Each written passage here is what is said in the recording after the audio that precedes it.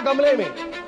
गमले में 7 करोड़ रुपए की गोभी होगी। सोचिए कैसे 7 करोड़ रुपए की गोभी उग सकती है। देश में एक त्राहिमाम की सिचुएशन बनी थी अर्थनीति में, और उस समय पहली बार हिंदुस्तान के ऊपर वो त्रासदी आई कि देश के सोना को 67 टन ऑफ गोल्ड इसको गिरवी रखा पड़ा था। और शंकर अय्यर जी कहते हैं कि मैं मुंबई के एयरपोर्ट में देख रहा था, चुपके चुपके गाड़ियां आ रही थी आरबीआई की, और हिंदुस्तान के सोने को एयर इंडिया के एयरबस में लोड किया जा रहा था। हिंदुस्तान के world's largest even 250 gigawatt isn't a problem for India now. मई 30 2024 को अचानक भारत की जो पावर की रिक्वायरमेंट थी वो सारी रिकॉर्ड तोड़ देगी। माननीय प्रधानमंत्री श्री नरेंद्र मोदी जी की दूरदर्शी नेतृत्व यह सुनिश्चित करती है कि जो भी हम खर्च कर रहे हैं उसका हर एक रुपया अर्थव्यवस्था को मजबूत करने के लिए, नागरिकों को सशक्त करने के लिए और एक सशक्त भारत के निर्माण के लिए ही खर्च होता है, उसका योगदान होता है। आज जो अतिरिक्त धनराशि मांगी गई है वह सिर्फ कागजों पर कुछ आंकड़ों का लेखा जोखा नहीं है, वो भविष्य के भारत के निर्माण का मानचित्र है। पीएम गति शक्ति हो, पीएम किसान योजना हो, राष्ट्र की सुरक्षा को सशक्त बनाना हो, यह सभी व्यय भारत के प्रगति के लिए अत्यंत आवश्यक है। कुछ विपक्षी दलों ने अभी विषय उठाया फिस्कल डिसिप्लिन को लेकर। अभी मैं माननीय प्रेमचंद्रन जी को सुन रहा था, वित्तीय अनुशासन को लेकर प्रश्न उठाया। मैं याद दिलाना चाहूंगा, I would like to remind them that there was a period during the rule of the UPA when recklessly they had burden the economy with unplanned spending, अनियोजित खर्चे and policy paralysis. In contrast, in our government, our term, under Modi ji, every rupee that flies out of the coffer of the exchequer is under the guidance, under the radar of ATC. ATC meaning not air traffic control. ATC meaning A for accountability, T for transparency, and C for clear vision of development. During the UPA regime, सभापति महोदया, 2004 से 2014 के दौरान आपको जान के आश्चर्य होगा 94,060 करोड़ रुपए की बजट राशि, जो कि लगभग 14 विभाग, सामाजिक विभाग और ग्रामीण विकास मंत्रालयों से संबंधित थी, वह खर्च नहीं हो पाई थी 10 वर्षों में। यह बजट का लगभग 6.4% हिस्सा उस समय खर्च नहीं कर पाई थी यूपीए की सरकार। मैं कृषि क्षेत्र का उदाहरण एक देता हूं। 2013-14 में कृषि का बजट यूपीए के समय में 27,663 करोड़ था। अब वह 5 गुना बढ़ करके 1,37,756 करोड़ हुआ है। फर्टिलाइजर की जो उर्वरक की जो सब्सिडी है वह भी 5 गुना बढ़ा है। अभी हाल फिलहाल में बिहार के भागलपुर से 19वां प्रधानमंत्री किसान सम्मान निधि में लगभग 10 करोड़ किसानों के लिए 22,000 करोड़ रुपए प्रधानमंत्री जी ने रिलीज किया। मैं याद दिलाना चाहूंगा कि एक उस समय की कहानी थी जिस समय कर्ज माफी की बात कांग्रेस पार्टी करती थी। एक मंत्री थे, उनके ट्रेजरी बेंच में उस समय बैठते थे, मैं उनका नाम नहीं लूंगा, बहुत बड़े मंत्री थे। उन्होंने आईटी एग्जेम्पशन के लिए, इनकम टैक्स एग्जेम्पशन के लिए, मैं कृषक हूं और मैं कृषि से भी अर्न करता हूं, 7 करोड़ रुपए का गोभी गमले में उगाया था। गमले में 7 करोड़ रुपए की गोभी उगी थी। सोचिए कैसे 7 करोड़ रुपए की गोभी उग सकती है गमले में, ये मुझे नहीं पता है। अब मैं 2 छोटे छोटे विषय हैं मगर बहुत मन के अंदर कहीं ना कहीं एक इम्प्रिंट छोड़ेगा। मैं उदाहरण देता हूं। गौरव गोगोई जी बैठे हुए हैं। गौरव गोगोई जी ने आज गोल्ड मोनेटाइजेशन के ऊपर बात की। मैं 2 हेडलाइंस लेके आया हूं। पहला हेडलाइन है इंडियन एक्सप्रेस का मुंबई से जो छपा था जुलाई 8, 1991 का हेडलाइन है, और ये लिखा है शंकर अय्यर ने। हर कोई इसे सुने और पढ़े भी। Secret sale of gold by the Reserve Bank of India. 21,000 kg of metal airlifted to coded destination.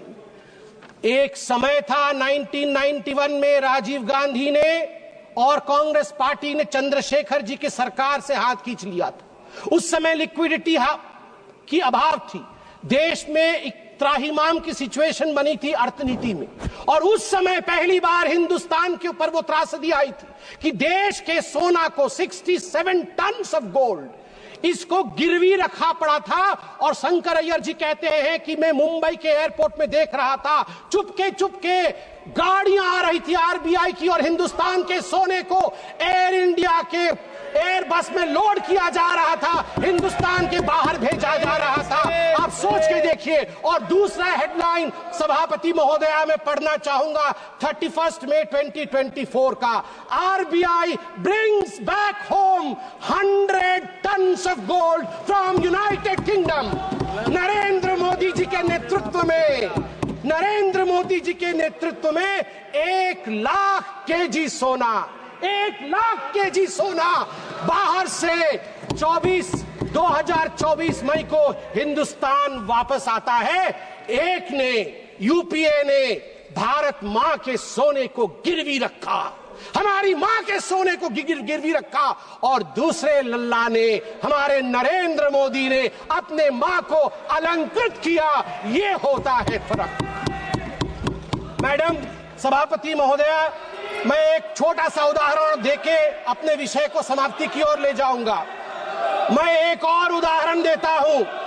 पूरे इस सप्लीमेंट्री ग्रांट में power grid corporation of India limited PGCIL के लिए अधिक व्यय की मांग की गई है, मिनिस्ट्री ऑफ पावर के अंतर्गत आता है। मैं एक हेडलाइन पढ़ता हूं, जुलाई 31, 2012 का 3 ग्रिड, मुझे याद है अभी निर्मला सीतारमन जी आएंगी। निर्मला सीतारमन जी उस समय प्रवक्ता थी, पार्टी की, बैठी हुई थी एक चैनल के डिबेट में। अचानक अंधकार हो गया, डिबेट बीच में बंद हो गया और 22 राज्य में अंधकार हो गए थे, क्योंकि 30 और 31 जुलाई 2012 को नॉर्दर्न ग्रिड, ईस्टर्न ग्रिड और नॉर्थ ईस्ट ग्रिड, तीनों ग्रिड फेल हो गए। 700 million people were plunged into darkness. 9% of the world population were plunged into darkness. TMC के लोग बैठे नहीं हैं। 200 मजदूर एक माइन के अंदर बंद हो गए। न जाने कितने लोगों ने जो वेंटिलेटर पे थे उनकी जान उनको गंवानी पड़ी थी। और आज दूसरा हेडलाइन में पढ़ता हूं टाइम्स ऑफ इंडिया का, जून 3, 2024, India's come a long way since 2012.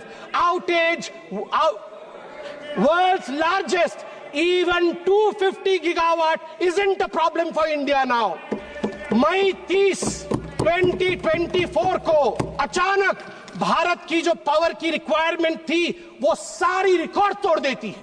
250 gigawatt हो जाता है भारत की पावर की आवश्यकता, मगर हमारा ग्रिड टूटता नहीं है, फेल नहीं होता है। World's largest unified power grid, ये हमारे नरेंद्र मोदी जी ने देश को बना करके दिया है, इसलिए मैं इसका समर्थन करता हूं। अंत में, आज मणिपुर के विषय में बहुत कुछ बोला गया है। मैं बहुत दुख के साथ कहना पड़ता है मुझे कि यहां कहीं ना कहीं जहां एक एकता दिखना चाहिए, उस एकता की कमी है। मैं कुछ आंकड़े रखना चाहूंगा और अपोजिशन के हमारे सदस्य, उनका अधिकार है कि वो इन आंकड़ों को मांगे और जाने भी, क्योंकि ये देश हम सबका है। इंटरनली डिस्प्लेस्ड पीपल, आईडीपी जिसको कहा जाता है, उनके लिए यहां प्रश्न उठना भी चाहिए। उनके लिए क्या किया गया? In response, the government has implemented a series of measures aimed at providing immediate relief, long-term rehabilitation, and economic stability for the internally displaced persons, IDPs. These initiatives are housing assistance first, prefabricated housing for 3,000 families to provide immediate shelter, 2,660 houses completed, 2,520 houses occupied, 340 houses will be completed by the end of the month. Financial aid of 1,000 rupees has been provided on 5 separate occasions, amounting to a total of 30 crore. An additional 27 crore has been released to support the housing reconstruction efforts in Manipur for those who are internally displaced. Relief camp operations have been sustained with an allocation of rupees 280 crore, ensuring essential services such as food and health care for affected families. A compensatory package of rupees 32 crore has been provided to farmers for those who suffered agricultural losses due to the conflict. माननीय सभापति महोदय, educational support के बारे में भी माननीय सदस्यों ने बात की. A total of 11,763 displaced students have been enrolled in various educational institutions. The government, schools and colleges have provided free admission. College students rehabilitation scheme उसको इंट्रोड्यूस किया गया 2023 में, जिसने 1000 डिस्प्लेस्ड बच्चों की मदद की ताकि वो वहां फ्रीली जाके एडमिशन ले सके, और उनको 10,000 रुपए की राशि भी ऊपर से दिया गया. एम्प्लॉयमेंट और स्किल डेवलपमेंट डिस्प्लेस्ड लोगों के लिए 426 IDP led startups have received government support. ये स्टार्टअप के माध्यम से कई लोगों को नौकरी दी गई. जो अभी 500 इंडिविजुअल उसमें एनरोल हुए हैं हाल फिलहाल में. Cabin crew training in Delhi, जिसमें मैं धन्यवाद दूंगा air India, Indigo airlines, ministry of tourism को धन्यवाद दूंगा. उनके माध्यम से 500 बच्चे मणिपुर के जो डिस्प्लेस हुए थे उनको यहां प्लेस किया गया है. Free medical treatment has been provided to the IDPs at JNIMS. और ठीक उसी प्रकार हमारी जो गर्भवती माताएं हैं इन रिलीफ कैंपों में, उनके लिए भी हर संवेदना के साथ पूरी तरह की प्रोविजन की गई है.